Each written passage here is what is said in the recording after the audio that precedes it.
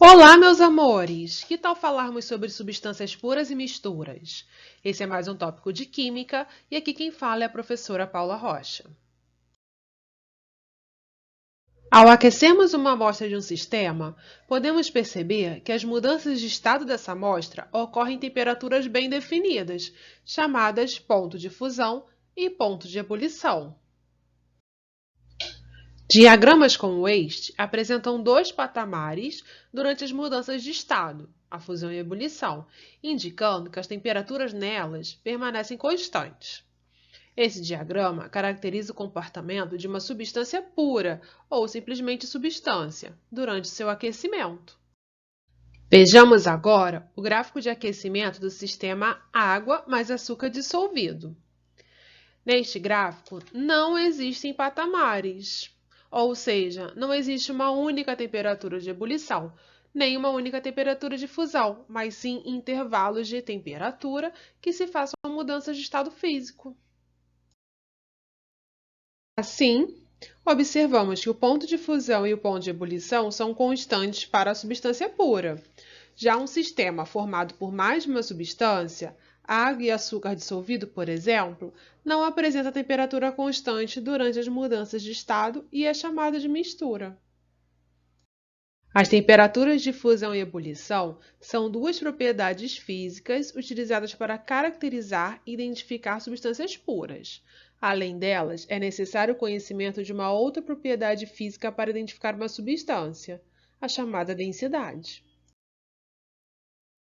As substâncias puras podem ser classificadas em substâncias puras simples e substâncias puras compostas. As substâncias puras simples são formadas pela combinação de átomos de um único elemento químico, como, por exemplo, o gás hidrogênio, que é formado de dois átomos de hidrogênio ligados entre si, o ozônio, que é formado de três átomos de oxigênio ligados entre si.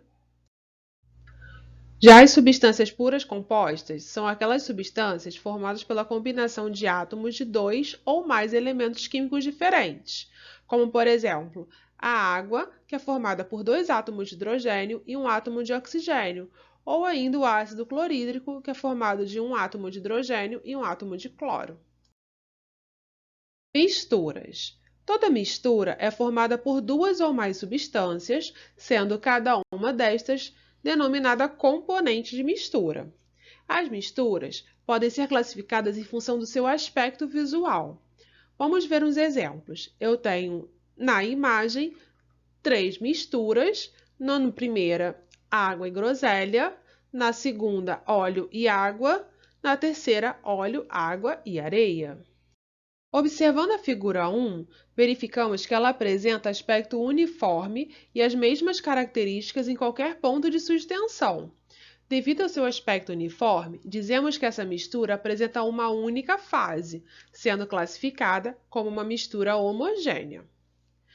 As misturas apresentadas nas figuras 2 e 3 não apresentam aspecto uniforme, mas sim aspectos visuais distintos com características diferentes, isto é, apresentam fases, sendo classificadas como misturas heterogêneas.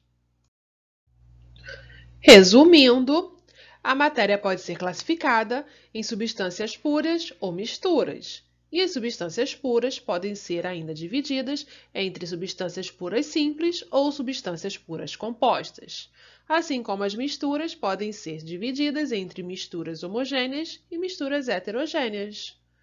Lembre-se que fase é cada porção visualmente uniforme de um sistema, e sistema é uma espécie ou conjunto de matéria isoladas para estudo. Por hoje é só, pessoal. Tchau, tchau e até a próxima!